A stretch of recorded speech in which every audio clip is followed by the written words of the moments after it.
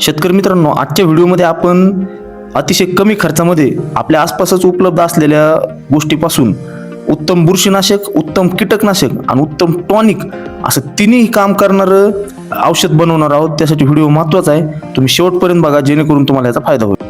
राम राम शेतकरी मित्रांनो, स्वागत आहे कृषी मित्र आनंद या युट्यूब चॅनलवर. तर मित्रांनो, आपली जी झिरो बजेट नैसर्गिक शेतीची व्हिडिओ सिरीज आहे त्यामध्ये आज आपण एक नवीन व्हिडिओ पाहणार आहोत. तर बऱ्यापैकी जे शेतकरी मित्र आहेत त्यांचं पीक उत्पादन घेत असताना बुरशीनाशक, कीटकनाशक आणि टॉनिक याच्यामध्ये सर्वात जास्त खर्च होत असतो, भरपूर असा खर्च होत असतो आणि पाहिजे तसा आपल्याला रिझल्टही मिळत नाही. परंतु हा खर्च जर कमी करायचा असेल तर आजच्या व्हिडिओ खूप महत्त्वाचा असणार आहे तुमच्यासाठी. आजच्या व्हिडिओमध्ये आपण बुरशीनाशक, कीटकनाशक आणि टॉनिक हे घरगुती पद्धतीने कसं बनवता येईल ते पाहणार आहोत. त्यासाठी व्हिडिओ महत्त्वाचा आहे, शेवटपर्यंत बघा. याला बनवायचं कसं, याचं वापरायचं प्रमाण, लागणारं साहित्य, कोणत्या औषध वापरायला पाहिजे, काय काळजी घ्यायला पाहिजे, सर्व माहिती पाहणार आहोत. त्यासाठी व्हिडिओ महत्त्वाचा आहे. आणि जर तुम्ही चॅनलवर नवीन असाल तर आपली झिरो बजेट नैसर्गिक शेतीची प्लेलिस्टमध्ये एक व्हिडिओ सिरीज आहे, तिला सुद्धा भेट द्या. ते सुद्धा व्हिडिओ पहा, त्याचा नक्की तुम्हाला फायदा होईल. लगेच चॅनलला सबस्क्राईब करून ठेवा जेणेकरून येणारे भविष्यातले व्हिडिओ सुद्धा तुम्हाला सर्वात आधी पाहायला मिळतील. तर आपण आता काय, तर शेतकरी मित्रांनो, आपण व्हिडिओ लगेच चालू करू. तर सुरुवातीला आपण पाहूयात की याच्यासाठी काय काय साहित्य लागते. तर साहित्यामध्ये तुम्ही पाहू शकता तिथं 1 लिटर आपण दूध घेतलेलं आहे. आता दूध का घेतलेलं आहे याचा आधी एक मी दुधावर व्हिडिओ बनवलेला आहे सेपरेट. नुसते दुधाचे शेतीमध्ये किती पिकासाठी असंख्य असे फायदे ते आपण त्यामध्ये पाहिलेले आहेत. हे जे दूध आहे याच्यामध्ये आपण पाहिलंय की याच्यामध्ये बुरशीनाशक गुणधर्म आहे. दुधामध्ये भरपूर प्रमाणात कॅल्शियम असतं. शरीरासाठी जसं दूध फायद्याचं आहे तसंच पिकासाठी फायद्याचं आहे. पिकाला तंदुरुस्त ठेवायचं काम करतं. डाउनी मिल्ड्यू असेल किंवा भुरी असेल याला नियंत्रित करायचं काम करतं. एक टॉनिकचंही काम दूध करीत असतं. त्यात भरपूर प्रमाणात व्हिटॅमिन, अमिनो ऍसिड आपल्याला पाहायला मिळतात. हे दूध 1 लिटर आपण घेतलेले. तर शेतकरी मित्रांनो, जे दुसरं साहित्य जे आहे ते तुम्ही इथं पाहू शकता. 100 ग्राम आपण हळद घेतलेली. तर ही हळद जी आहे ती हळद आपल्याला माहिती आहे की शरीरासाठी किती फायद्याची, तशीच पिकासाठी देखील हिच्यामध्ये अँटीबॅक्टेरियल गुणधर्म आहे. म्हणजे हे जे आपले जीवाणूजन्य जे रोग आपल्याला पाहायला मिळतात पिकावर त्याला नियंत्रित करते. त्याच्यानंतर अँटीफंगल आहे, म्हणजे जे बुरशीजन्य रोग आहेत त्याच्यावर सुद्धा नियंत्रण पाहायला मिळतं. त्याच्यानंतर ही एक टॉनिकचं सुद्धा काम हळद आपल्याला करणार आहे. इथं ही आपण अशी गावरान हळद घेतलेली आहे 100 ग्राम. त्याच्यानंतर तुम्ही तिसरं साहित्य इथं पाहू शकतात. इथं आपण हिंग जे आहे, जिचा की भाजीमध्ये बऱ्यापैकी प्रमाणात वापर होतो, तिचा आपल्याला पिकासाठी आज वापर करायचा. ही हिंग आपण इथे घेतलेली. आता ही हिंग काय काम करणार हे महत्वाचे. हिंग जे आहे हिचा एक उग्र वास आपल्याला हिचा पाहायला मिळतो, ज्याच्यामुळे हिचा आपण ह्या हिंगचा वापर आपण ह्याच्यामध्ये जर केला तर जे कीटकनाशकाचं हे काम करणार आहे याच्यामध्ये.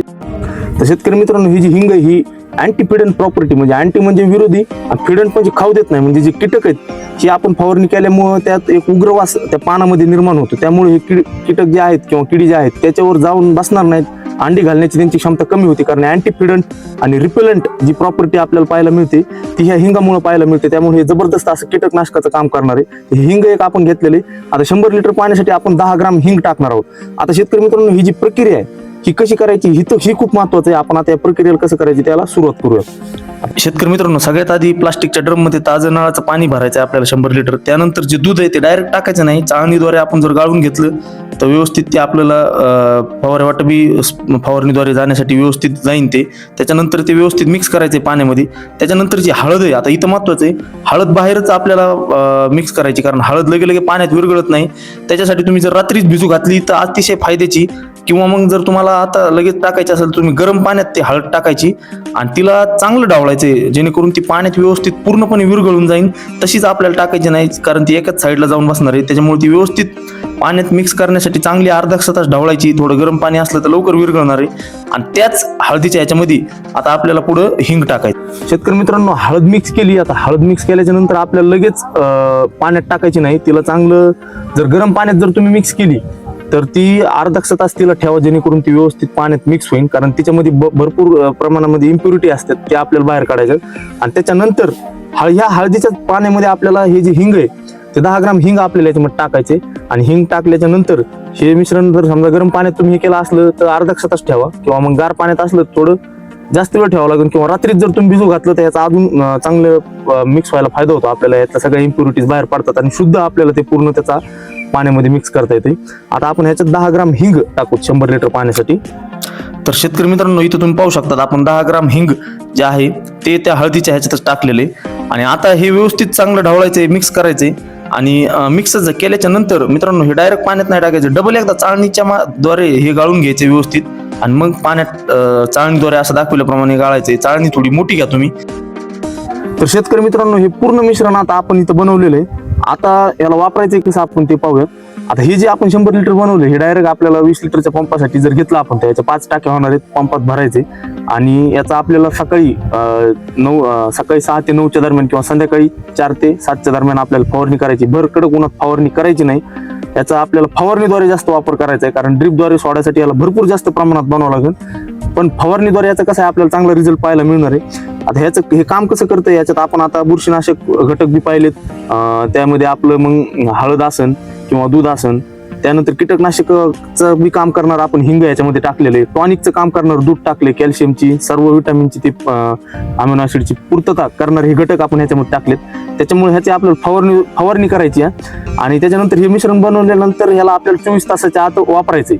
हे महत्वाचं आहे, याला जास्त दिवस ठेवू नका.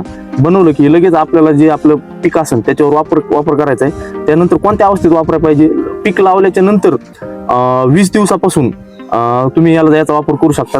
दर 10-15 दिवसाच्या अंतरानं जर तुम्ही याची फवारणी केली तर तुम्हाला याचा फायदा पाहायला मिळेल. कोणतंही पीक लावल्याच्या नंतर 20 दिवसानंतर तुम्ही याची फवारणी सुरू करा. त्याच्यानंतर तर शेतकरी मित्रांनो, आता ही सुरुवातीपासूनची पूर्ण प्रक्रिया तुम्हाला दाखवली. आपण जे महागडे औषध वगैरे आणतो त्याच्यामध्ये आपला खर्च होतोय, ह्याचा थोडा कमी रिझल्ट असेल. पण हे अतिशय 0 रुपयामध्ये किंवा 30-40 रुपयाचा खर्च याच्यामध्ये आपल्याला होऊन हे आपलं टॉनिक बनतंय. बुरशीनाशक, कीटकनाशक असं तिन्ही काम करणार हे बनतंय. याचा तुम्ही घरगुती बनवा, याचा वापर करा. कसा रिझल्ट भेटतोय ते कमेंट करा. आणि व्हिडिओ आवडला असेल तर व्हिडिओला लाईक करा. काही प्रश्न असतील तर कमेंट करा. अशाच व्हिडिओसाठी आपल्या चॅनलला लगेच सबस्क्राईब करा. भेटूयात नवीन व्हिडिओत नवीन संकल्पनेसह. तोपर्यंत धन्यवाद. रामकृष्ण.